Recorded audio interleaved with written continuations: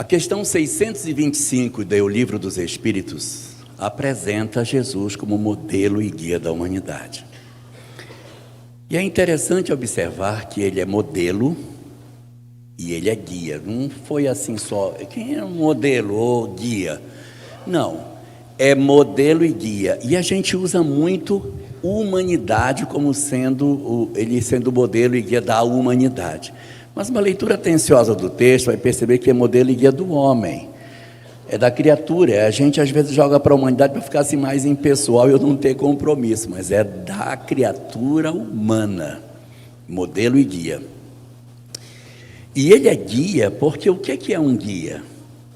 O guia é o guia, né? É quem guia. Quando você vai fazer uma viagem para um determinado lugar que você não conhece, você contrata um profissional para levar você nos pontos. Você contrata um guia. O guia é alguém que sabe o caminho, porque já passou por esse caminho e diz assim: não, por aqui é bom. Não, ali não dá certo. Subir, vai pegar uma subida aqui que não vai ter saída. A trilha melhor é essa aqui. Então, por que ele é guia do homem? Porque já viveu as experiências, já experimentou, de certa maneira, essa forma de nós trabalharmos as nossas imperfeições e sabe a melhor estratégia. Então, por que ele é guia? Porque ele já esteve onde estamos hoje, sabe a melhor opção, descobriu o caminho mais adequado e nos aponta o caminho para seguir. Por isso é guia.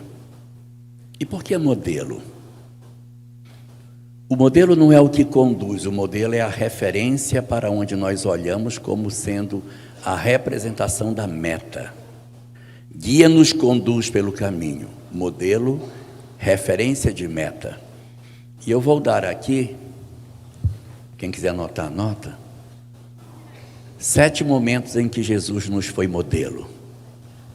Primeiro, quando a equipe daqueles seres crísticos designaram Jesus para ser o governador planetário, o que fez ele? Acatou. Ele disse: quem sou eu? Deus me livre, não tenho condição, eu não dou conta. Então é modelo para nós, que às vezes recebemos determinados encargos e a gente foge deles. O encargo da paternidade, da maternidade, das atividades profissionais, da tarefa na casa espírita, a gente foge. Então, se ele é modelo, aprendamos com ele a sermos obedientes àquilo que a gente já é capaz de fazer. Segunda vez que ele também foi modelo para nós, no modelo da perseverança, porque não é fácil passar 4,5 bilhões de anos trabalhando para formar vida. A gente, com uma semana de visita da sogra, já está desejoso que ela vá embora. E ele trabalha há 4,5 bilhões, insistindo nas formas, trabalhando de maneira bastante diligente na evolução anímica até chegar à condição humana, que quando chegou, que ele achou que ele tinha conseguido um bom resultado, disse: meu Deus, o que fiz? Né? Porque aí a humanidade vem com uma história totalmente complicada, mas você vê aí uma segunda característica, que é a perseverança. A terceira característica dele, a sabedoria. Ele recebe no planeta um contingente de entidades bastante complicadinhas, que se enxertaram na humanidade terrestre, os chamados espíritos migrados que vieram e que se incorporaram à população terrestre no momento do surgimento da espécie humana, e era um pessoal bem difícil, mas ele conseguiu, com sabedoria, trabalhar esse grupo de espíritos e fazer com que eles deixassem um legado, e o próprio governador também oferecesse os seus diversos embaixadores para iluminar a consciência desses espíritos migrados. Então, a sabedoria dele de não se desesperar diante do grupo que ele recebia e saber retirar dessas pessoas o melhor que elas poderiam fazer, aquilo que o outro pode oferecer. Então, o Cristo nunca se desesperou porque ele traça uma rota e a humanidade pega um desvio, como se a vela do barco desviasse, ele toca a vela no sentido contrário e em zigue-zague acaba acontecendo que o barco singra no final da direção desejada, mesmo com as oscilações que correm por conta do livre-arbítrio humano. Então, essa sabedoria da parte do nosso governador é um terceiro aprendizado que a gente tem nessa leitura dele como sendo o nosso modelo. Quarto, sua humildade. O Senhor das Estrelas renasce numa população humilde da Galileia, da Judéia. Vai viver na Galileia, num local esquecido do mundo. Então, esse dom do Cristo de se apagar numa população extremamente simples demonstra a grandeza das almas. Porque o que demonstra a excelsitude dos espíritos é a capacidade de colocar grandeza nas coisas que fazem e não fazer coisas grandes. Viveu ali na Palestina, naquele ambiente onde ele estava, e mesmo vivendo de condição bastante humilde, deixou um legado maravilhoso. Essa é a quarta coisa que a gente não faz, porque a gente recebe tarefas, tem que exercitar a humildade e a gente se revolta diante disso. E o Cristo deixa para a gente essa quarta lição. Uma quinta lição que ele deixa para nós é o seu desprendimento, porque pegamos a mensagem dele, torcemos a mensagem inteira. Uma mensagem de amor que se converteu numa mensagem de ódio. Uma mensagem de acolhimento, como lembrou o Andrei, que se tornou uma mensagem de intolerância. E ele não se desespera com isso, porque se fosse eu e tivessem desvirtuado a minha mensagem, eu dizia, vocês vão ser tudo budista. Pegava todo mundo, mandava lá para o Oriente, mas não deixava mais ter contato com a mensagem cristã.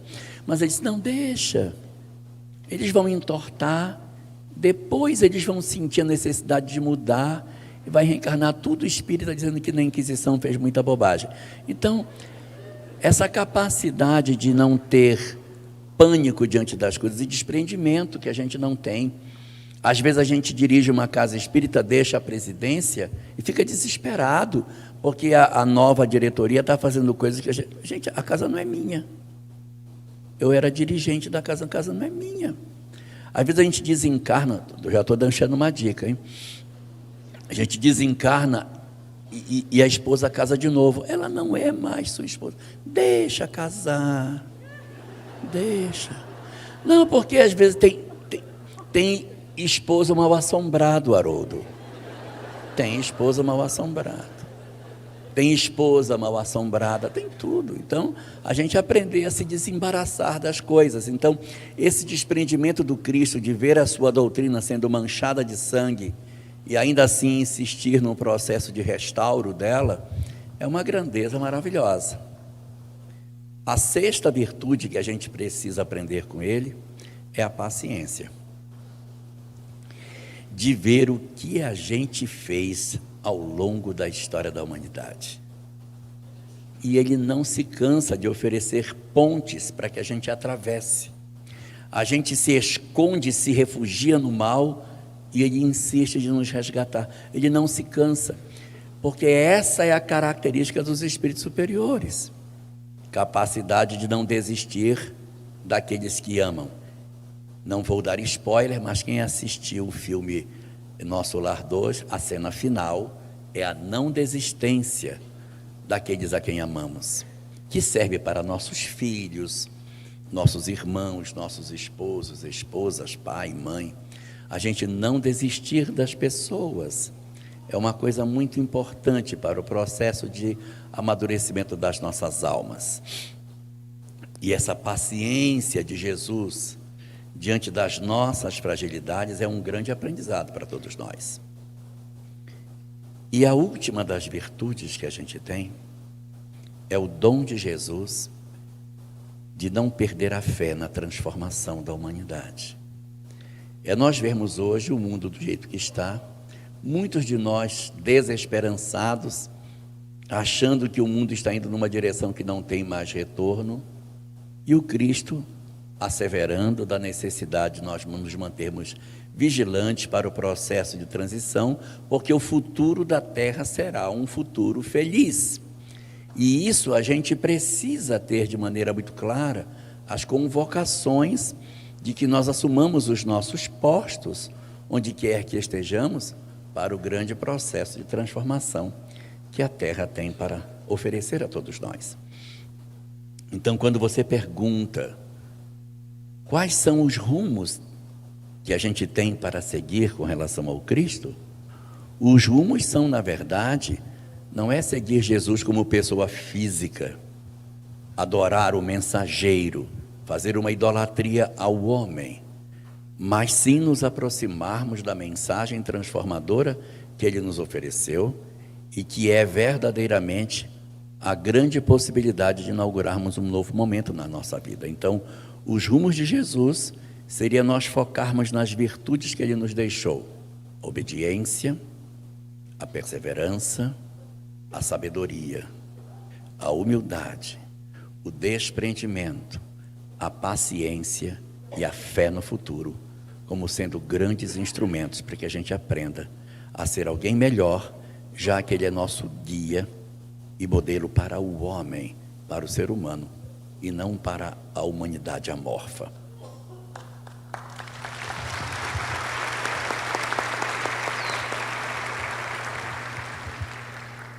Muito bom mesmo, né? Realmente, nós não estamos perdidos aí nessa terra, né? Existe uma diretriz aí que a gente pode seguir, um modelo muito bonito, né? Que serve para todos nós. Catarina, quer falar?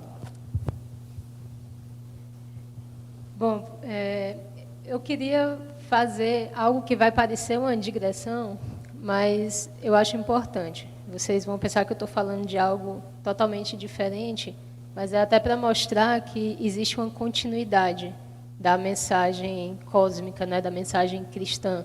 Porque a gente falou, em alguns momentos, o Elahá falou dos desvios, né? Mas existe uma proposta divina que ela se mantém, né? Então, eu queria levar vocês até a Grécia. Parece que tudo que eu falo tem que começar na Grécia, mas isso tem uma razão de ser, né?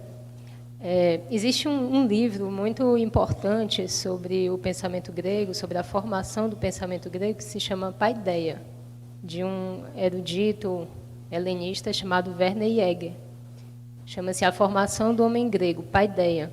Paideia significa justamente formação, cultura, modelo, literatura.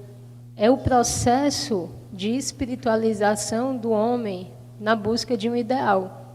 Então, esse livro ele vai dar conta do que aconteceu na Grécia até que nós chegássemos ao ponto culminante ali, que às vezes se chama de milagre grego, que é a filosofia grega.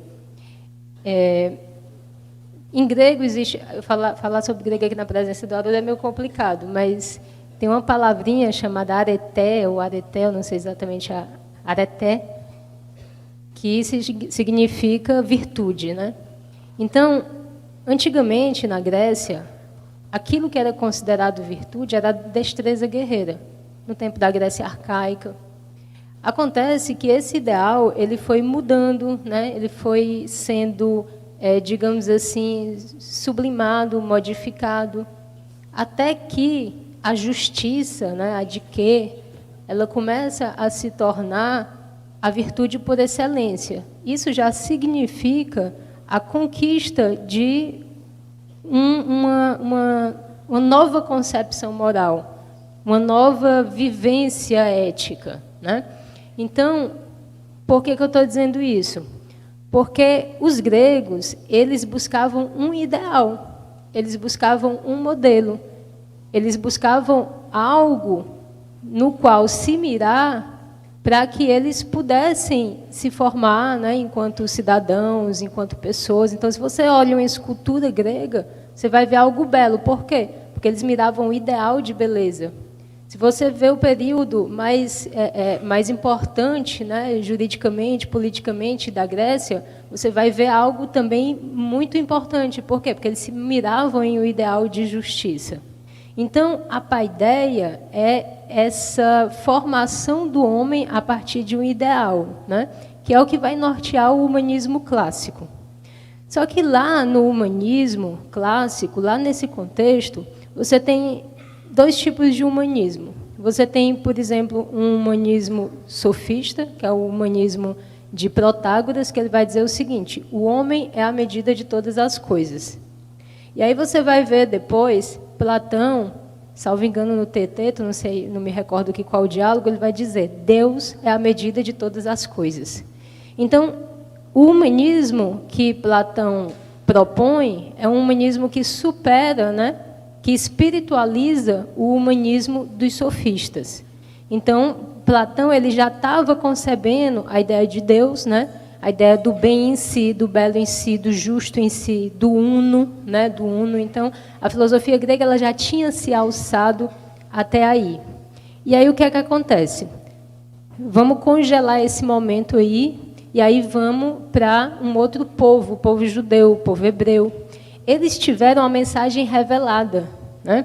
Então, enquanto os gregos eles se alçaram, né, até a ideia maior, a partir da inteligência, a partir da cognição, os judeus eles tiveram a verdade vinda até ele, né? A ideia de um Deus único. Então você tem aí um povo que se eleva através da sua própria potência cognitiva, né? A filosofia grega, e você tem um outro povo que recebe essa verdade revelada, essa verdade de um Deus único. Então você vai ter o Platão dizendo que Deus é o uno, o bem, a justiça, e você vai ter um outro povo recebendo a mensagem de Deus. O que acontece? Acontece que essas vertentes, essas perspectivas, elas vão se unir. E aí você teve a vinda do Cristo, você teve a encarnação do Logos. E aí essa palavra é uma chave para unir tudo isso. Porque Logos é uma palavra grega, um conceito grego que era muito caro ali, aquele contexto. Logos significava discurso, razão, significava também uma ordem cósmica, né? Então, um filósofo judeu chamado Filon de Alexandria, ele já tinha feito uma relação entre esse Logos, né, com a literatura judaica. E aí, quando você vê no Evangelho de João a ideia de que o Logos se fez carne e habitou entre nós, aí você tem uma coisa assim absolutamente grandiosa e inusitada, né? Porque essa ordem cósmica, essa razão de ser das coisas, ela encarnou em um homem. E aí você vai ter, então, um momento de assimilação por parte do cristianismo dessa filosofia grega, né? E aí existem vários momentos de assimilação da filosofia grega por parte do cristianismo. Mas eu gostaria, nesse início de conversa, de me ater a uma delas. A primeira foi justamente através dessa noção de Logos, que ela foi trabalhada pelos primeiros padres, pelos primeiros pensadores, porque você teve um momento em que houve uma recusa da filosofia grega, dizendo, não, a gente não precisa da filosofia grega, nós somos uma religião que nós não precisamos desse pensamento, né, a coisa do Tassiano e do Tertuliano, credo que é absurdo, creio porque é absurdo. Mas você teve uma outra corrente que tentou assimilar. E foi justamente nesse processo de assimilação que o cristianismo ele saiu de uma condição de seita para ter um caráter de universalidade. E esse caráter de universalidade ele foi possível a partir do momento em que a paideia grega ela passou a ser pensada como paideia cristã. E aí você teve alguns pensadores específicos, alguns padres da Capadócia, né, Orígenes, e você teve outros ali, grandes expoentes desse cristianismo primitivo, dessas primeiras reflexões, que pegaram toda aquela fundamentação da filosofia grega na sua vertente mais alta, né, e eles trouxeram para dentro do cristianismo. Então, ora, a paideia não é você buscar um modelo, não é você buscar um alto ideal, não é você buscar um parâmetro, a gente tem. A gente tem esse parâmetro. É Jesus. É o Logos encarnado, é o Cristo. Então, a partir desse momento, a paideia grega ela passa a ser pensada como paideia cristã, e você tem aí todo um conjunto de valores, né, que são resgatados e que são mantidos. Porque vocês lembram que eu falei ontem, né, na nossa conversa passada, sobre Sócrates?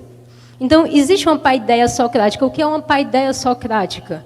É justamente a conduta que Sócrates dava testemunho, que era a defesa da imortalidade da alma, a busca da virtude. Então, toda aquela conduta socrática de uma vida virtuosa, de uma autarquia, de uma encrateia, de um domínio de si, toda aquela ética socrática, ela é um modelo. E esse modelo, ele chega à perfeição com Jesus. Então, esse é um momento importante, por quê? Porque você entende que existe um plano pedagógico de Deus. Existe um plano pedagógico de Deus que ele vai passando pela história e, às vezes, a gente faz questão de não enxergar. Às vezes, a gente se desvia. Então, a gente precisa ter um olhar sobre toda a nossa história, sobre toda a formação da nossa civilização, entender os desvios, mas entender também a continuidade. Porque existem alguns elementos, né, que se mantêm, porque existem esses valores que são eternos. Então, essa pergunta, e eu passo a palavra para o Haroldo, essa pergunta do modelo e do guia, do mais perfeito, do mais puro que foi dado à humanidade, essa palavra nos coloca justamente nisso, na ideia de Jesus como o parâmetro maior, como aquela imagem, aquela figura, aquele ideal, aquela ideia que deve ser buscada.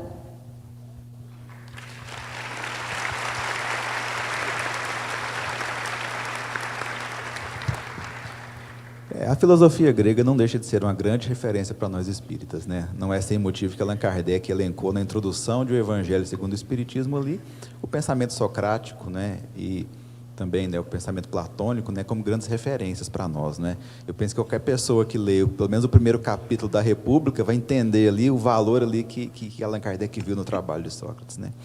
Haroldo, com você, meu irmão. Eu passo, né? Eu achei maravilhoso, porque complementou aquilo que o Elahá trabalhou, e me veio à mente o apóstolo Paulo, que foi o indivíduo capaz de beber nessa fonte da filosofia grega. Ele entendeu esses elementos norteadores do pensamento grego, essa racionalidade, essa harmonia. E os gregos estavam interessados num seguinte ponto, isso é importante a gente pensar nisso. Você não vai chegar agora na hora do almoço e falar assim, gente, qual que é o pior restaurante de Goiânia? Eu quero a pior comida. Você faz isso? Ninguém faz isso, né? Você não chega numa concessionária e fala assim, qual que é o pior carro, que dá mais defeito, mais problema, é esse que eu quero comprar. Então, seria um pouco cínico dizermos que não. Nós estamos sempre buscando o melhor. O melhor. E quando a gente começa a pensar em justiça, equidade, inclusão, harmonia inclusive das formas, harmonia no funcionamento, nós queremos o melhor. É claro que quando se trata de estados emocionais, estados psíquicos, a intimidade, a interioridade, começam a surgir outros fenômenos como as pulsões, as paixões, os vícios, que ofuscam um pouco essa busca humana pelo melhor, pelo que é mais harmônico. Né? Mas há no ser humano essa busca pelo melhor. Então, se você observa um João de Barro, ele faz muito bem a casa dele, mas ele não está preocupado em aperfeiçoar. É o que ele faz. Formigueiro é formigueiro em qualquer lugar, não é?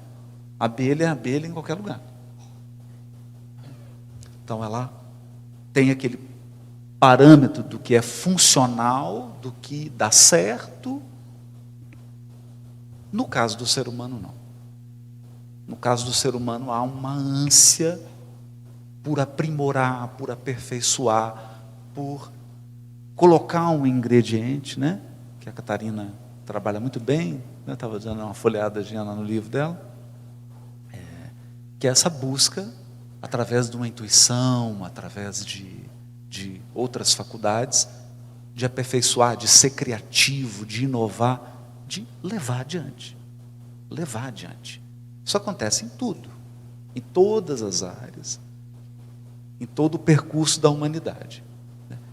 Isso inspirou os gregos. A busca pelo melhor, o parâmetro do melhor, o mais harmônico, o mais belo, o mais virtuoso, o mais bendito, né? Como que eu digo da melhor maneira? A retórica. É um treinamento retórico. Como que eu vou fazer uma persuasão, uma argumentação elegante, poderosa e eficaz? Então, temos isso. Paulo, que estudou a filosofia grega, porque morou num dos grandes centros da tradição grega do primeiro século, que era Tarso, né? Esse centro havia se transferido de Atenas e de Alexandria, por questões que não vêm ao caso. Então Tarso se torna um grande núcleo do pensamento helenístico. Ele sabia, ele conhecia isso. Mas, por outro lado, teve uma formação muito sólida em interpretação bíblica. Então Paulo nos propõe uma parábola. Eu acho que isso é importante para a gente entender Jesus, porque os Espíritos vão recuperar essa linguagem. E às vezes a gente decora a questão do livro dos Espíritos, mas não aprende a raciocinar. Esse é um grande problema. Não basta decorar o que o Kardec escreveu, o desafio é aprender a pensar como ele. Esse é o nosso desafio. Aprender a pensar como Kardec. Que é um pensamento maduro, mas um pensamento também moralizado. Um pensamento comprometido com a moral, com a superioridade da alma. Não é? Então Kardec traz essa questão de modelo e guia, e isso está numa parábola de Paulo. Qual foi a parábola que o Paulo construiu? A parábola do primeiro Adão e do segundo Adão. Eu vou dizer, é uma parábola. Se alguém interpretar isso aqui ao pé da letra, vai ficar sem almoço. O primeiro Adão e o segundo Adão. Tem uma coisa curiosa aqui. O primeiro Adão fracassou no paraíso. O segundo saiu vitorioso no deserto. Um fracassou no paraíso, o outro venceu no deserto. Veja. Um Adão, e a palavra, porque às vezes a gente lê lá, homem, né? São as armadilhas da língua hebraica, né? Seria melhor traduzir Adão não por homem, mas por humano. Humano. Porque Adamá é terra, argila em hebraico. Adam é o que vem da Adamá. Então uma boa tradução para Adão seria o terreno. Terráqueo eu já não gosto muito. Terráqueo é um negócio meio presunçoso. Não é? A pessoa fala, tem vida inteligente fora da Terra, como se a Terra... Não, eu gosto do Milor Fernandes, né? A prova de que tem vida inteligente fora da Terra é que até agora ninguém tentou se comunicar conosco. São muito inteligentes. Então, terreno, não terráqueo, terreno, corporal. Então, nós temos um homem corporal, um homem terreno. Veja o raciocínio de Paulo. Um homem terreno, corporal, tem como referência sua corporalidade. Qual que é a característica do corpo? Nascer, morrer, e no meio do caminho, envelhecer e adoecer. Então, o estatuto do corporal é ser perecível. O estatuto do corpóreo é degenerar. Não é? Então, por exemplo, eu estou percebendo como que eu já estou degenerando. Chegando a 52, fazer 53, né? Você já começa a degenerar. Com o tempo, o processo de degenerar vai acelerando. Né? Então, o corpóreo, o estatuto do corpóreo é degenerar. perecer. E o ápice disso é o seu velório. Aí você chegou no máximo do corporal, do homem corpóreo. Esse é o primeiro Adão, né? Que estava no paraíso. Então, esse Adão, ele tem como modelo o que é corpóreo, o que é sensorial. Kardec usa uma palavra, a gente tem que tomar muito cuidado, que é o homem sensual. Mas não é o que dança axé na boquinha da garrafa, não é isso. Sensual é o ser humano que está referenciado apenas pelos seus sentidos. Então ele é sensual. Não é sexual, é sensual. Os sentidos, essas são as referências dele. Esse é o primeiro Adão. Não deu outro. Vamos imaginar um ser corpóreo, né? Eu vou agora com a minha mão esquerda, eu vou tocar o fundo desse salão. Eu não consigo. Então, se você começa a construir, gente, olha, esse raciocínio é importante. Se eu começo a construir parâmetros de justiça baseados na minha corporalidade, deu ruim. Quer ver que deu ruim? Quer ver uma coisa? Brasileiro tem direitos, se não for brasileiro não pode ter. Perceberam? Os problemas étnicos. Como que eu raciocino justiça e etnia? Porque o primeiro Adão é corporal. Então o primeiro Adão ele está preocupado com a cor da pele, com aparência, com cabelo, com cor do olho. Como que você constrói padrões de justiça justos baseado na corporalidade? Degenera. Degenera. Então, se você analisa, por exemplo, o direito internacional, qual que é a regra? Qual que é a regra? Para os meus amigos, tudo. Para os meus inimigos, a lei ou nada. Percebe? Esse é Adão. Esse é Adão. Então, Adão funciona, o homem corporal. Adão aqui como o terreno, o corpóreo. Ele funciona no seguinte paradigma. Semelhante a mim é bom, diferente de mim é ruim.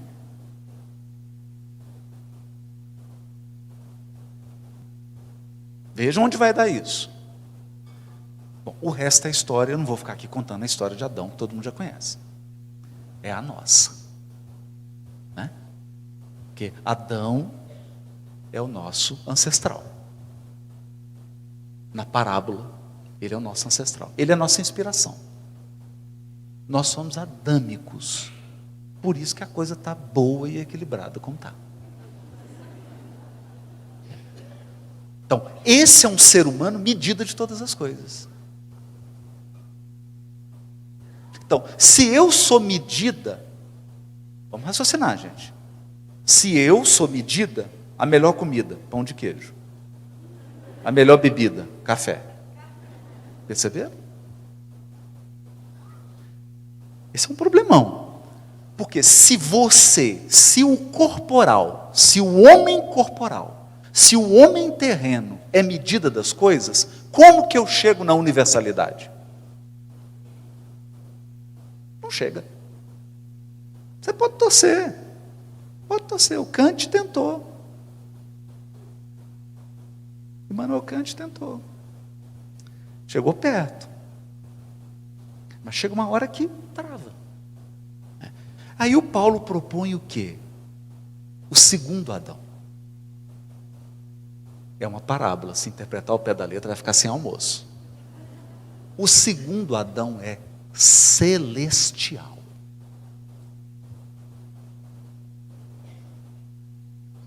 Ele não é terreno. Ele é celestial. Ele é cósmico. Ele é universal, mas no sentido de universo, né? No sentido do James Webb. 3, já aumentou, meu amigo, 3 trilhões de galáxias.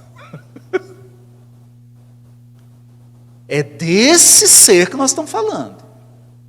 Então nós estamos falando do ser do Star Trek, não é?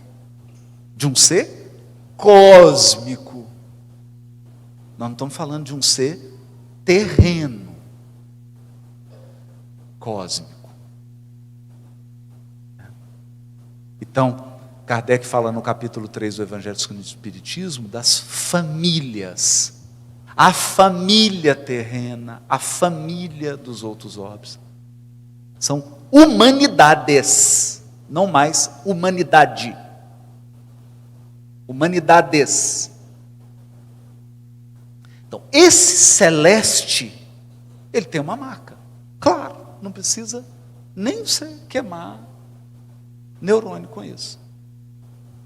Não precisa. Você vai para um brejo num dia de céu estrelado. E você vai fazer 2 exercícios. Meia hora você vai olhar para o brejo. E meia hora você vai olhar para a abóbada celeste.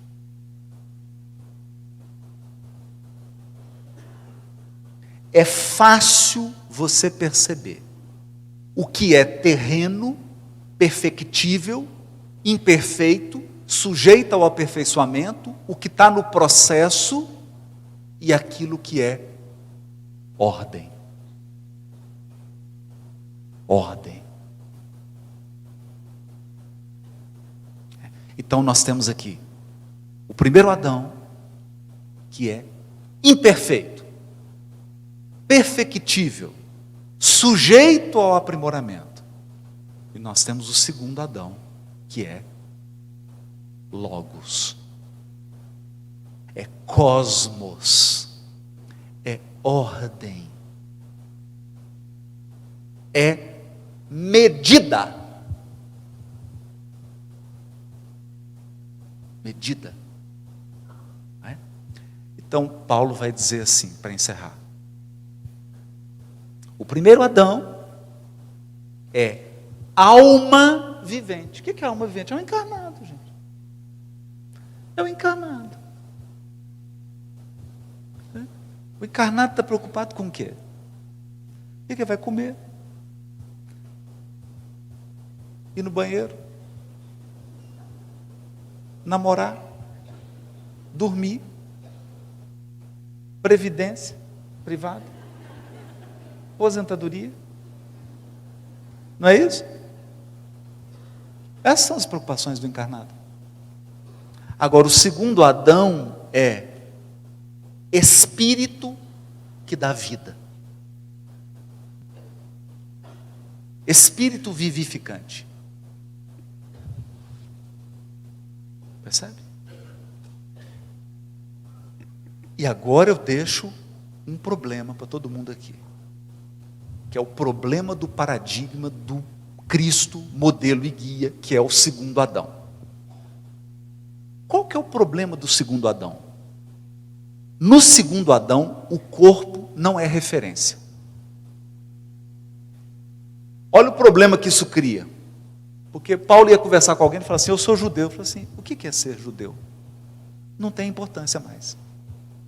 Porque ser judeu, ser brasileiro, ser árabe, ser o diabo que o parta, é coisa corporal. Isso não é cósmico. Eu sou pardo, eu tenho pele preta, eu tenho pele vermelha, eu tenho pele ruiva. E o segundo Adão, para o primeiro Adão, ele falou assim, eu como só as comidas que podem. Não, essa aqui não pode, essa não pode. Para o segundo Adão, ele fala assim, eu não como.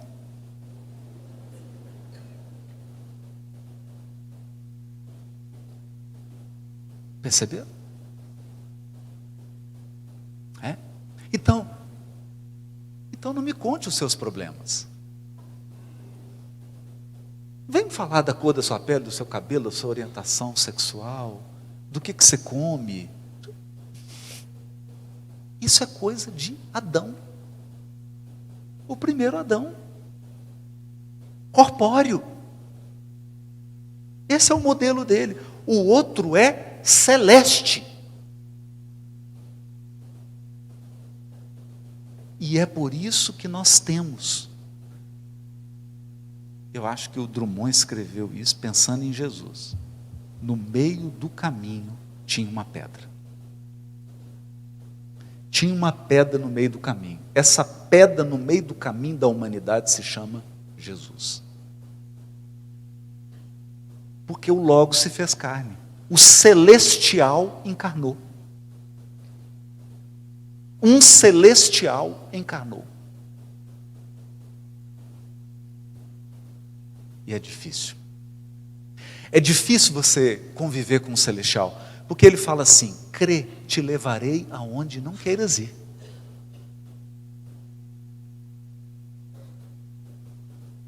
Você fala para ele assim: Filipe, Senhor, mostra-nos Deus. Filipe, estás comigo há tanto tempo e ainda não viste Deus? Já não te disse que eu estou no Pai e o Pai está em mim?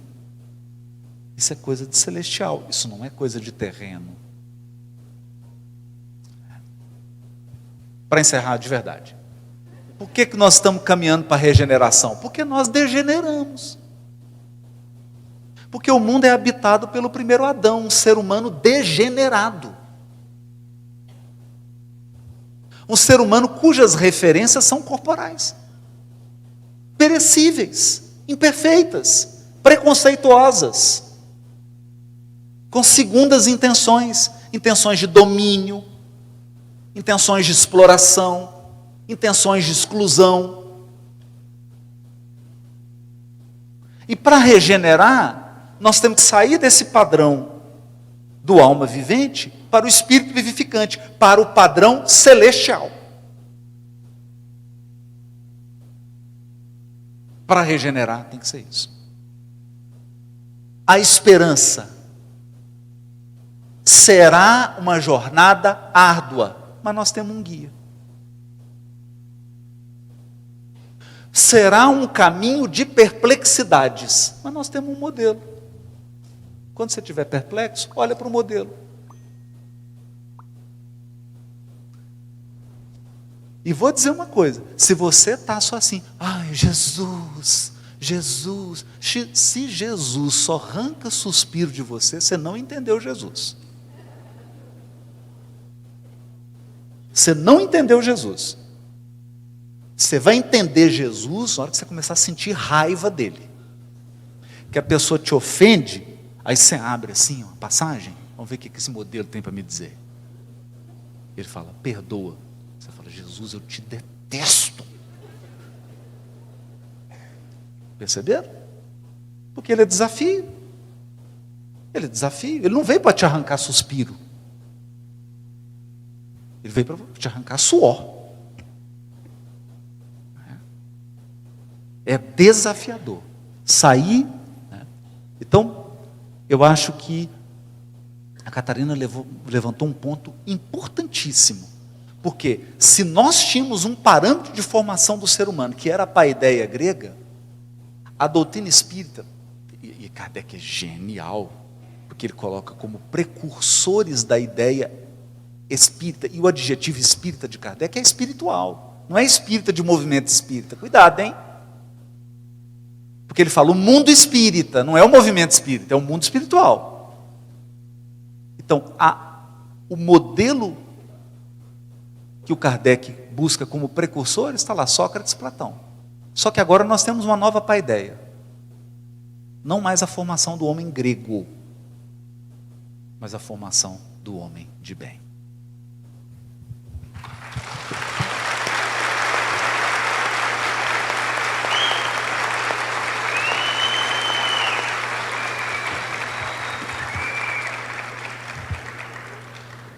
Excelentes essas reflexões, né?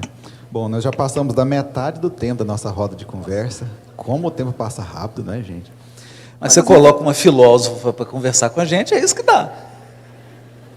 Né, Catarina? Mas as reflexões do Haroldo me trouxeram uma lembrança do passado e eu penso que possa ser uma provocação que talvez interesse aqui a muita gente que está aqui. A primeira vez que eu li o Livro dos Espíritos, e eu comecei assim, primeiramente eu li todos os livros da codificação para depois estudá-los, né, um pouco mais a fundo. Mas assim que eu terminei a última lei moral, me veio um incômodo, porque lembrei da primeira lei moral, que é onde Allan Kardec aborda com os espíritos superiores sobre Jesus. E é lá que ele vai descobrir que Jesus é esse modelo, esse guia da humanidade, e Allan Kardec vai entrar em várias questões morais, né? E naquela época, ainda como esse aprendiz, ainda muito iniciante, eu fiquei pensando, mas por que Jesus está em lei natural? Jesus não deveria estar em lei de progresso, já que ele é o nosso futuro? Ou melhor ainda, Jesus não poderia estar sendo abordado lá na lei de justiça, amor e caridade, né? Mas Allan Kardec o colocou em lei moral, número 1, lei natural ou lei divina. Quer dizer, a provocação que fica, até hoje, é uma tentativa de entender, e eu penso que para muitos aqui que já leram o Livro dos Espíritos, ou estão estudando, ou nunca leram, talvez se deparem com essa mesma questão. Quer dizer, Jesus, então, ele é o reflexo do que a natureza quer de nós, para nos tornarmos realmente humanos, de acordo com o que a natureza quer, de acordo com o que o nosso espírito imortal precisa, de acordo com o que a nossa biologia exige, é seguir os passos de Jesus, é nos tornarmos como Jesus. Não é uma provocação interessante essa? Quer dizer, Jesus é a nossa natureza em si. Mas posso começar essa, para provocar? A gente falou do Kant aqui. O Kant, Immanuel Kant, tem uma frase linda. Ele fala assim, 2 coisas... Estou fazendo uma tradução livre do alemão. 2 coisas me impressionam. A ordem fora de mim e a lei moral dentro de mim. A ordem que está fora e a lei moral que está dentro. Porque a gente tem um problema, pelo menos tinha, né? Há 5 anos atrás eu tinha um problema. Porque lei estava em códigos, processo estava no papel. Eu não tenho mais processo de papel. Está tudo na nuvem. Não tem. Eu tenho 16 mil processos, não tem um físico. É tudo digital. Ninguém anda mais com código. Está tudo na nuvem. E qual vai ser o próximo passo? Tirar da nuvem e acordar na consciência. Que isso a gente não entendeu. A lei moral está na consciência. Então, a lei não é um pedaço de papel, de tábua, de pedra, de madeira. Não é. Não é? A lei é um modelo. É um modelo de estado emocional, é um modelo de crença, de ideia, é um modelo comportamental. Então, qual a melhor maneira de você mostrar a lei moral para alguém que não conhece? Enviando um ser que já concretizou essa lei em si.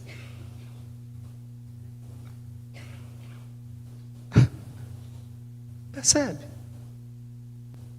Então, se você não souber ler, isso não tem problema nenhum para você compreender a lei moral. Porque ela não está em livro.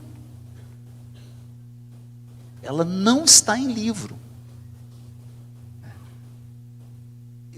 Aí eu vou deixar os nossos queridos, Catarina vai trazer isso aí, mas eu queria provocar o Elahá. Tem um livro, não, é provocação das boas, viu? É provocação filosófica. Tem um livro da Cabalá judaica, Cabalá séria, não é da Madonna não, a séria, chama Tânia. Tânia. O livro Tânia é um livro sobre a escala espírita. Porque ele traz, basicamente, qual que é a temática desse livro? os graus de evolução do espírito. Resumindo assim. E tem um negócio assim que está lá na... Pensa num negócio top. Sabe quem que é esse? O justo. O tzadik. Então, o ápice do ser humano na tradição hebraica é o tzadik. É o justo.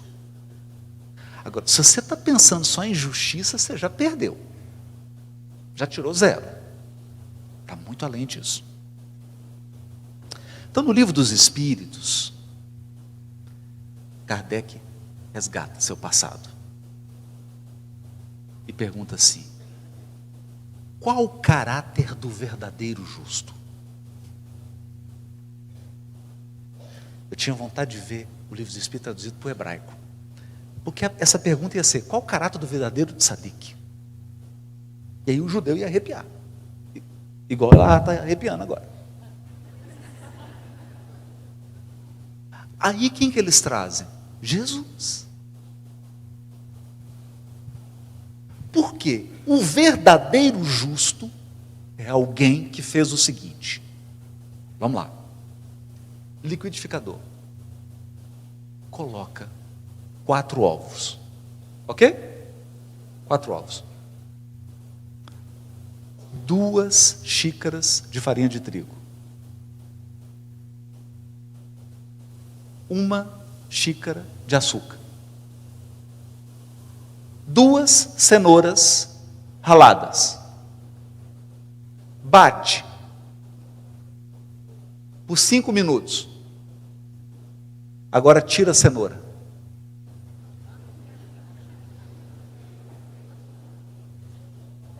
Hã? Dá? Bate por 10 minutos. Agora tira os 4 ovos. Dá? Então vamos lá. Você pega a lei de justiça e coloca a gosto. Pega lei de amor, põe bastante, o triplo. Agora você pega caridade, bate no liquidificador. O que virou? Lei de justiça, amor e caridade.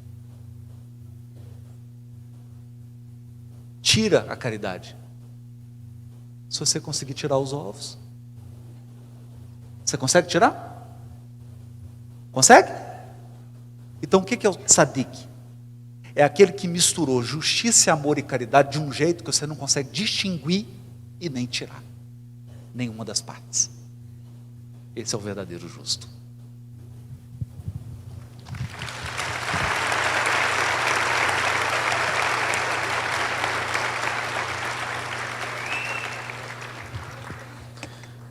Pode ficar à vontade. Eu fui citado, eu tenho direito de resposta.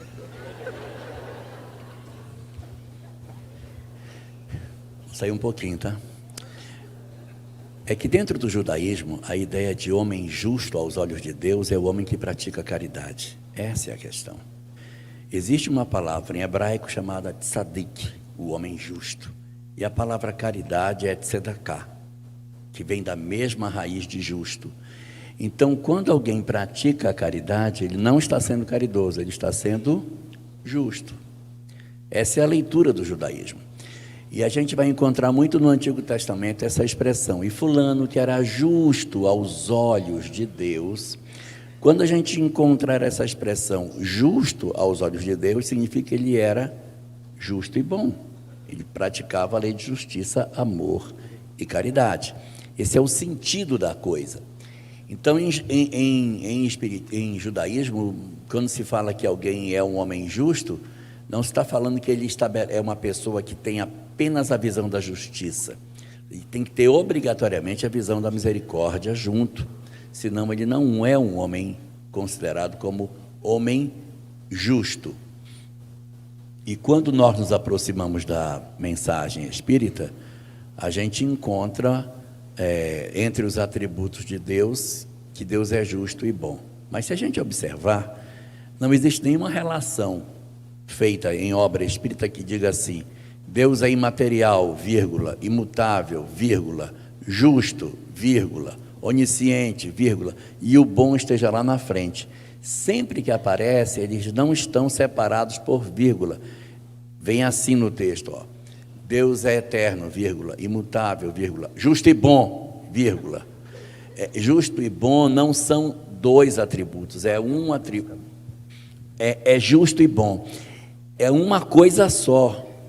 E aí a gente assim, mas não dá para ser, porque a gente, na nossa cabeça, quando alguém é justo, não é bom. E quando alguém é bom, não é justo. Como é que Deus é justo e bom? Então, Vinícius trabalha essa questão e nos fala como é que a gente consegue chegar que Deus é justo e bom. Você pega o princípio da reencarnação e me responda: isso é fruto da bondade ou da justiça de Deus? Não tente responder. Não tem resposta. Porque quando você diz é fruto da... Não é da bondade, porque isso é muita justiça. Não, isso é fruto da... Também não é da justiça, porque tem muita bondade. Porque, como o Haroldo colocou, bateu no liquidificador as duas. Você não separa, na ótica de Deus, justiça e bondade. Quem separa somos nós, que achamos que justiça é uma coisa e bondade é a outra. Então, quando nós observamos a figura de Jesus como sendo nosso modelo e guia, a gente vai observar, como Andrei estava lembrando, todo o trabalho que ele fazia de acolhimento às pessoas. Como é que ele lidava, como que ele ouvia, como é que ele envolvia as pessoas e como que ele lidava com aqueles que eram os seus desafiadores, como é que ele trabalhava. Então, a justiça e a bondade, elas estão de maneira muito claramente expressas na parábola dos trabalhadores da vinha, que são, a gente chama de trabalhadores da última hora, né? Porque repare, todo mundo recebeu um denário. Todo mundo vale um denário. Trabalhou 12 horas, um denário. Trabalhou 6 horas, um denário. Trabalhou 1 hora, um denário. Quem acha que vale mais, sente o peso da justiça e diz: você vale só isso. Quem acha que vale menos, recebe a misericórdia e sobe. Então, a justiça e a misericórdia, elas se trançam para dizer que todos nós somos absolutamente iguais. O dia que nós conseguimos perceber, como o Haroldo estava lembrando, o Adão divino, que enxerga as pessoas independente das condições exteriores, mas enxerga que nós somos espíritos imortais e não o corpo através do qual a gente hoje se expressa, quando a gente enxergar que somos centelhas divinas, quando nós conseguirmos enxergar que todos somos isso, todos nós teremos diante dos nossos próprios olhos o mesmo valor.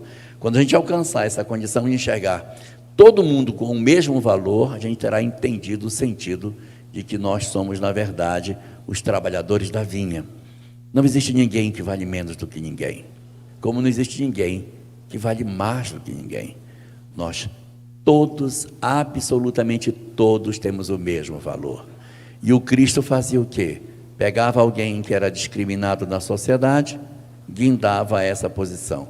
Pegava um outro que se considerava muito elevado e o trazia para a condição de maneira que todos são iguais.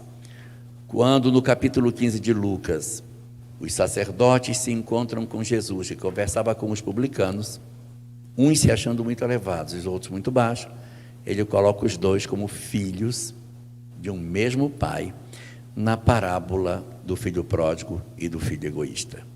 É aí que a gente percebe esse dom do Cristo de nos ensinar efetivamente que nós somos todos iguais.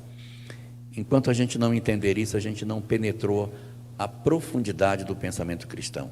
Nós somos todos iguais e ninguém vale nem mais e nem menos do que um denário.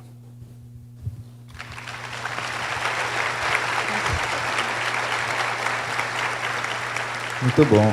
Catarina, nós temos ainda 5 minutos. 5 Dá minutos, pra falar tá alguma bom. coisa. Eu pegar um pouquinho o que o Adolfo falou do Kant, né? Que é bem interessante, porque o Kant, do ponto de vista do conhecimento, ele estabelece os limites da razão, né? Ele é conhecido por essa limitação que ele faz, no sentido de dizer que nós não somos capazes de conhecer a nossa alma imortal, nós não somos capazes de conhecer Deus. Mas aí ele fecha essa porta e ele abre uma janela, que é justamente a possibilidade do conhecimento através da razão prática, né? Então, você não é capaz de conhecer o absoluto, você não é capaz de conhecer Deus pela razão pura, mas você é capaz de conhecer pela razão prática, pela lei moral, né? Essa lei moral que ele fala de uma maneira tão digna. Mas o Kant ele é bem paradoxal, porque quando ele vai pensar nessa lei moral, ele pensa no dever, né? Então, o Kant tem uma coisa muito forte com o dever. E, claro, o dever é importante, mas o Kant ele é tão racionalista, né, ao ponto de que ele vai dizer que se, por exemplo, uma pessoa fizer a caridade por compaixão, aquilo não seria moral, porque ele estaria sendo movido por sentimento e não pela racionalidade. E aí é onde eu vejo uma limitação do excesso de racionalismo, e aí a gente traz para o nosso modelo, o nosso guia, que, na verdade, ele era o amor, a espontaneidade. Então, na nossa ótica, quanto mais genuíno, quanto mais espontâneo for esse cumprimento do dever, né, mais verdadeiro ele vai ser. Então, uma coisa que eu queria falar sobre Jesus é essa questão da espontaneidade, que ele não está dentro de nenhuma religião, né? Como ele é a lei, ele é os profetas, ele está acima disso. Então, se a gente pensar nas religiões, a gente pode pensar de duas formas. Existe uma religião estática, que é aquela religião que se consubstancializa nas instituições, e isso acontece em qualquer uma delas. E existe a religião dinâmica, que é justamente aquele sentimento de religiosidade, aquela espiritualidade advinda da realização do indivíduo, né, no seu autoaperfeiçoamento, na sua comunhão com Deus, na sua relação com o sagrado.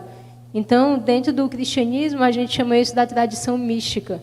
Então, você tem a tradição cristã especulativa, os teólogos, né, grandes teólogos, como São Tomás de Aquino, mas você também tem a tradição mística, a tradição de Santa Teresa d'Ávila, São João da Cruz, que fizeram um itinerário espiritual muito grande, né, e conseguiram entrar em um contato, né, e dar testemunho desse contato.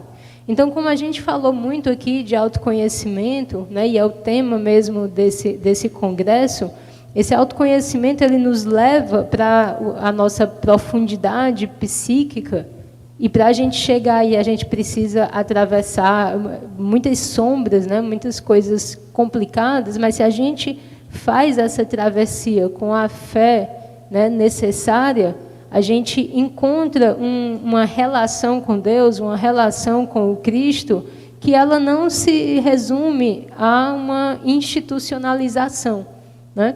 Então, Jesus era o amor, ele era simplesmente o amor, era a energia do amor. Então, a gente precisa entender que ninguém vai pegar na nossa mão e fazer o trabalho da autoiluminação. Nem o pastor, nem o padre, nem o palestrante espírita. Somos nós que precisamos fazer esse percurso. Então, Jesus ele veio, né, nesse trabalho de mostrar esse caminho. E agora, um outro aspecto que o Elarrat citou, e eu não falei, que é uma das coisas que eu acho mais belas, né, em Jesus, é a forma como ele se relaciona com Deus. E essa forma que ele nos trouxe, nos deu a conhecer da nossa própria relação com Deus. Porque, como eu falava no começo, existia na especulação grega já um pensamento sobre o divino, um pensamento sobre Deus. Quando Platão estabelece a sua metafísica, e ele vai dizer que existe um mundo das ideias, e que no topo desse mundo das ideias existe a ideia de bem, e que no topo desse bem existe o uno, é óbvio que ele estava apontando para Deus, né? Quando Aristóteles fala que existe um motor que move tudo, mas não é movido por nada, que existe algo que causa, mas é incausado, ele também estava apontando para Deus. Só que ninguém vai se ajoelhar para o motor imóvel de Aristóteles, né? Porque é algo um tanto quanto abstrato. E aí, quando Jesus vem, o que é que ele diz? Pai. E isso é algo totalmente distinto, totalmente singular. Ele fala de Deus como Pai. E ele nos ensina que nós somos filhos de Deus. Então, isso é muito belo, porque a gente sabe que é muito difícil o grau de abstração para a gente conceber Deus. É muito difícil, né, a gente chegar a um estado meditativo que minimamente se aproxime da gente conseguir pensar na grandeza de Deus, né? E Jesus vem e diz que Ele é nosso Pai. Então, Jesus é o caminho. Ele é o caminho para Deus. Então, a gente tem que ver Jesus como alguém que está no começo e no fim, é o alfa e o ômega, né? Ele está nos guiando desde o início, como foi dito aqui pelo Jorge Alahá. Ele construiu toda a nossa vivência terrena e ele está acompanhando a nossa evolução. E ele é o zênite da nossa evolução. Quando nós chegarmos lá, nós chegaremos em Jesus. Então, ele é uma lei cósmica de ascensão universal. Então, a gente está em um processo evolutivo, e estando nesse processo evolutivo, a gente está no Cristo. Por isso, ele é o nosso modelo guia.